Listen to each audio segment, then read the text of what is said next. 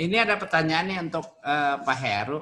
Waduh. Sama Pak Heru, Pak Tommy, sama Pak Darmes. Sejauh mana efektif fumigen untuk sterilisasi? Apa bedanya fumigen dengan plasma? Terutama COVID. Sekarang usaha COVID semua ini. Gimana kenal Pak Heru? Fumigan saya kenal itu. Hah? Fumigan saya kenal itu. Siapa yang nanya itu? Nggak tahu. Ya biar silakan aja. Ini kan diskusi lah. Kita diskusi. Ada fumigan ada. Ya jadi fumigan itu sebenarnya fumigan itu fumigasi sebenarnya, fumigasi. Fumigasi itu sistem sterilisasi udara sebenarnya. Sterilisasi udara yang merubah cairan disinfektan menjadi uap. Nah, bahasa lainnya kita sebutnya fumigasi. Seperti ketika barang-barang dari luar negeri masuk ke Indonesia, mereka harus dilakukan fumigasi dengan cairan disinfektan dengan sistem penguapan udara. Jadi mereka dimasukkan ke satu ruangan, kita masukin dry mist, kita nyalakan alat fumigasinya, maka dilakukan proses fumigasi. Jadi fumigasi adalah sterilisasi dan disinfektan udara yang dilakukan secara berbarengan. Sterilisasinya menggunakan cairan disinfektan, dan itu terakhir nanti akan divakum supaya residunya tidak terbawa. Dan kalau yang penting tadi seperti yang disampaikan Mr. Darmes adalah presentasi dari cairannya dan waktunya. Jadi yang penting dalam sistem disinfektan yang disampaikan Mr. Darmes adalah presentasi cairan, yang kedua waktu pelaksanaan disinfektan, baik disinfektan udara atau mungkin disinfektan di ruangan. Kalau ditanya lagi berapa presentasi cairannya, nah ini Permedis tidak mengatur ke situ, itu ranahnya pabrikan. Kalau saya bilang alkohol 80%, nah, teriak nanti, Pak, kita jualannya nggak segitu gitu. Nah, apa tambahan deh Pak Darmesi? Ada tambahan di Malaysia, pengalaman di Malaysia karena Malaysia kayaknya pertumbuhan COVID-nya menurun.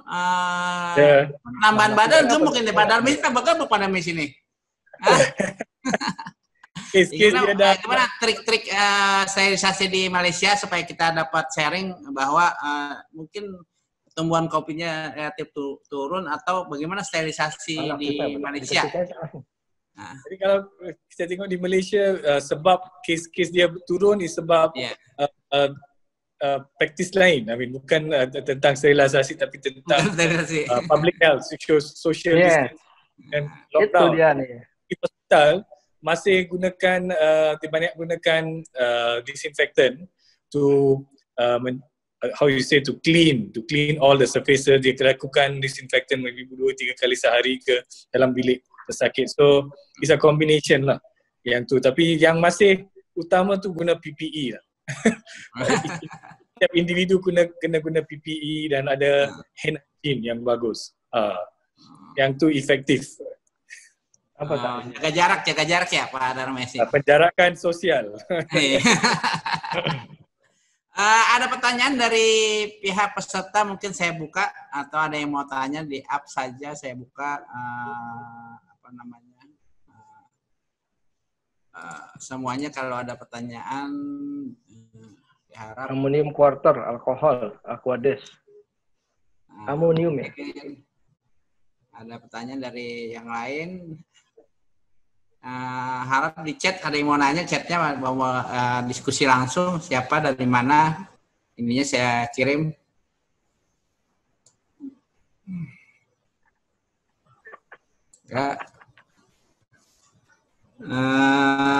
Ya mungkin ini juga dari panitia mohon maaf nih kalau mau yang ikut dapat sertifikat. Kirim tadi udah Zoom-nya sudah, tinggal dikirim karena kalau nggak jawab pertanyaan itu pasti nggak dapat sertifikat. Saya harap mengisi Zoom link karena Zoom Bitly itu akan mempengaruhi sertifikatnya karena narasumbernya canggih-canggih, apalagi Pak Heru, Pak Darmes, Pak Tommy, praktisi yang berbeda tapi satu ini mungkin. Ada yang mau bertanya, Pak siapa ini? Bagaimana sebaiknya protokol kesehatan menggunakan laboratorium di lingkungan pendidikan? Mungkin jawaban dari Pak Heru kalau di laboratorium, protokol kesehatan, apakah sama protokol kesehatan di laboratorium atau pengalaman di Pak Darmesi tentang laboratorium? Mungkin di Malaysia dulu. Ya, di laboratorium apa? Laboratorium English. Bagaimana protokol kesehatan penggunaan laboratorium? Mungkin Pak Darmais pernah ke laboratorium mungkin di COVID apa di mana gitu, laboratorium COVID ada pengalaman? Maksudnya laboratory? Ya, laboratory. Ya. Oh, okay. Nanti saya tengok question ni lagi sekali. Bagaimana sebaiknya? Lingkungan pendidikan.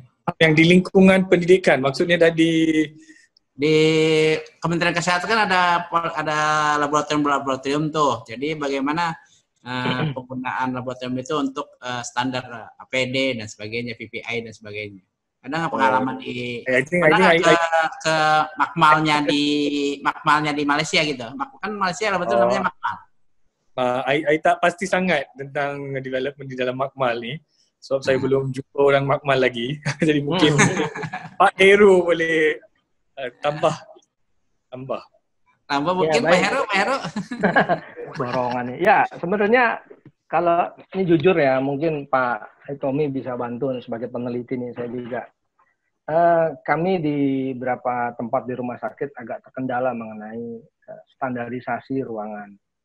Agak berbeda, contoh kami melihat berbondong-bondong rumah sakit menciptakan suatu ruangan negatif pressure yang standarnya dari Kemenkes itu sudah ada, cuman aplikasi di rumah sakitnya agak sedikit berbeda. Contoh kami sekarang sedang membuat ruangan PCR. Ketika kita menggunakan standar, maka standar tadi kan harus mengikuti protokol yang sudah ditetapkan oleh Kemenkes. Bagaimana ruang PCR itu, standarnya ruangan seperti apa. Nah, sebenarnya standar-standar tadi sudah dibuat oleh Kementerian Kesehatan. Cuma ketika diaplikasikan ke rumah sakit belum tentu bisa digunakan gitu. Nah, ketidaksamaan prosedur dari Kementerian Kesehatan yang sudah merilis suatu protokol dan diadop oleh rumah sakit itu terkendala dari metode, material, money dari masing-masing rumah sakit.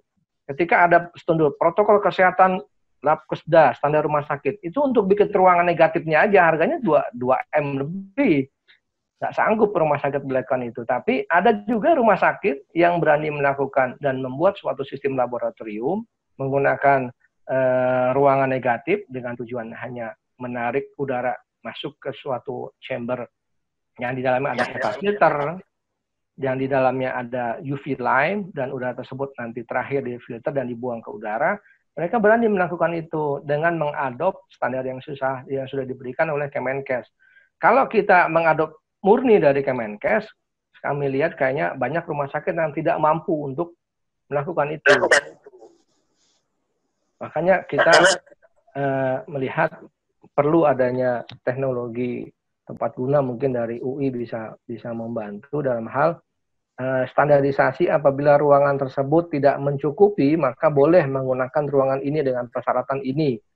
Tidak bisa negatif pressure menggunakan ini, tidak bisa digunakan dengan ruangan ini. Jadi akhirnya kita bisa menyelamatkan teman-teman laboratorium yang ada di rumah sakit agar mereka tidak terpapar dan mereka juga aman, tapi dengan fleksibilitas yang masih dalam ranahnya safety dan aman, baik petugas dan tidak ada penyemaran udara, baik udara itu setelah digunakan laboratorium atau udara buang dari ruangan tersebut. Makanya kalau ditanyakan protokol kesehatan untuk laboratorium di lingkungan pendidikan, ada dua hal. Yang pertama mungkin laboratorium yang ada di kampus dalam lab kesehatan nanti mungkin adalah protokol kesehatan sebagai orang yang mau masuk ke dalam dilakukan protokol kesehatan secara umum. Yang kedua adalah lakukan disinfektan alat tersebut setelah selesai digunakan dengan melihat apa alat tersebut berbahan dasar plastik atau berbahan dasar stainless.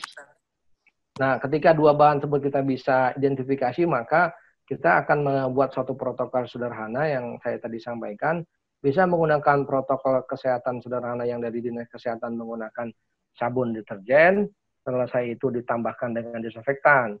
Tapi kalau bahasanya adalah laboratorium kesehatan yang ada di Labkesda atau laboratorium kesehatan yang ada di rumah sakit, tingkat level disinfektannya akan berbeda, APD-nya juga akan berbeda. Jadi saya baca pertanyaan ini ada dua hal ya mungkin. Penggunaan laboratorium di lingkungan pendidikan. Jadi mungkin pemahaman saya adalah di kampus yang ditanyakan dari teman Poltek ke Surabaya nih. Yeah. Nah, mungkin Poltekkes Surabaya punya lab alat medis, punya lab kalibrasi.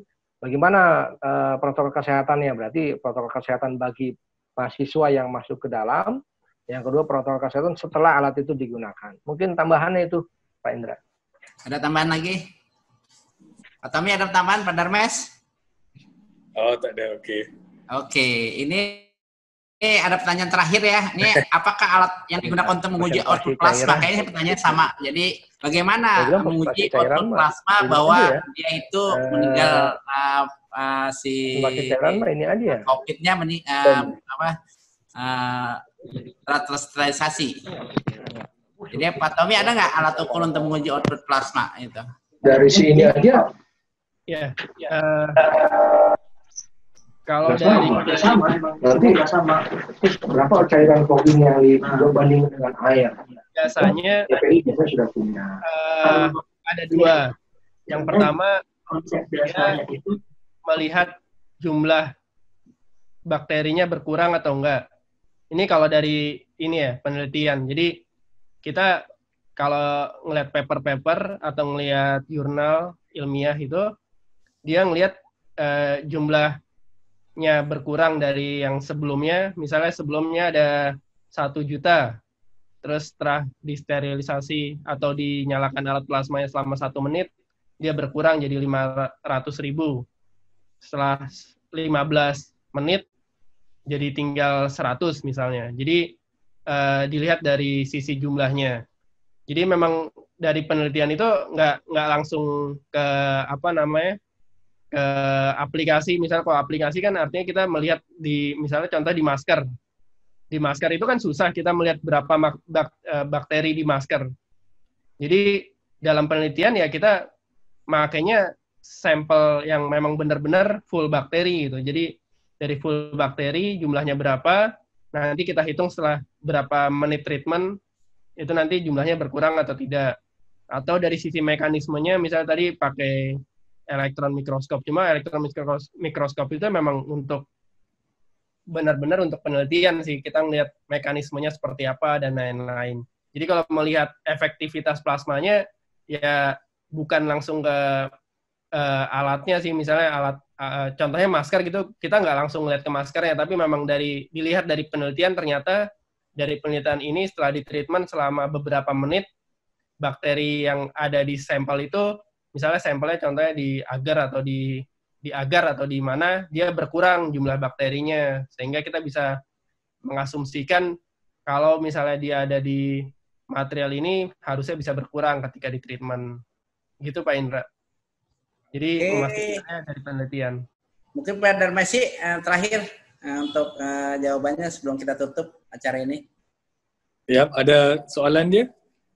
Ya itu bagaimana mengukur bahwa kuman atau virus itu bersih di sekitar misalnya sekitar dari ruangan dan sebagainya. Oh, okay. I think yang untuk soalan ini macam jawapan Dr. Tommy, Professor Tommy. Culture lah. Kalau kena do lab test, culture test untuk lihat effectiveness. Tapi bergantung kepada device yang diletakkan. Sebab sebelum device alat sebut letak dalam chamber untuk plasma sterilization, cara dia dibersihkan atau dikontaminasikan pun penting juga. Kalau dia tak dibersihkan dengan bagus sebelum dimasukkan dalam device tu pun outcome dia akan lain. Mungkin bacteria count ke virus count dia akan lain. Viral load. Oke, Pak Heru tambahkan atau selesai? Oh, ditutup nih. Pak Heru? Pak Heru sepertinya tidak bisa unmute kalau sendiri, Pak. Unmute saya unmute. Tadi udah unmute. Dia. Nah, Pak Heru. Nah, udah tuh. Pak Heru. Ada tambahan atau ucapan terima kasih atau gimana? Karena besok udah langsung S3 nih Pak Heru. Gimana Heru? Ya, mungkin gini aja. Alhamdulillah telah terlaksana acara ini dengan baik. Terima kasih Pak Darmais Dosi, terima kasih Pak Heru, terima kasih Pak Tommy telah bergabung di acara ini. Mohon maaf sekali karena misleading di awal tadi karena terlalu banyak yang ikut karena tema sterilisasi COVID ini sangat ingin banyak orang ingin tahu karena Indonesia kesehatan diri cukup baik. Terima kasih atas bantuannya. Mungkin saya juga mohon maaf nih tidak ada hanya bisa mengganggu. Uang makan nanti kita makan bersama di Malaysia. Nanti kita jalan-jalan ke Malaysia kalau sudah selesai. Saya ajak Pak Tommy, Pak Heru untuk berkunjung ke Pak Ekri karena ke Pak Darmais karena kita di podcast yang kedua sudah kerjasama dengan Ekri, mau kunjungan ke Ekri untuk laboratoriumnya dan sebagainya.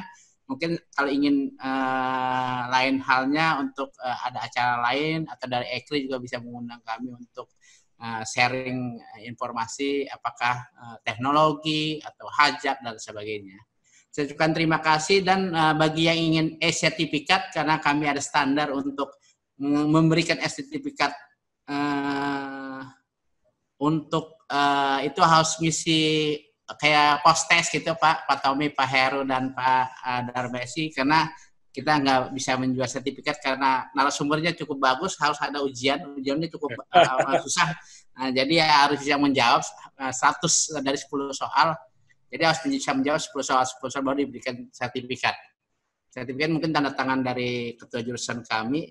Nanti Ekri juga minta tolong, saya minta tolong untuk di label Ekrinya ditampilkan untuk kesempurnaan kami. Terima kasih Pak Tommy, terima kasih Pak Heru, terima kasih peserta atas segala ini. Mohon maaf atas segala kekurangan kami. Ya, saya ucapkan terima kasih. Wabillahi taufiq wal hidayah. Wassalamualaikum warahmatullahi wabarakatuh. Merdeka. Waalaikumsalam. Terima kasih. Thank you. Oke. Dah. Assalamualaikum. Warahmatullahi wabarakatuh.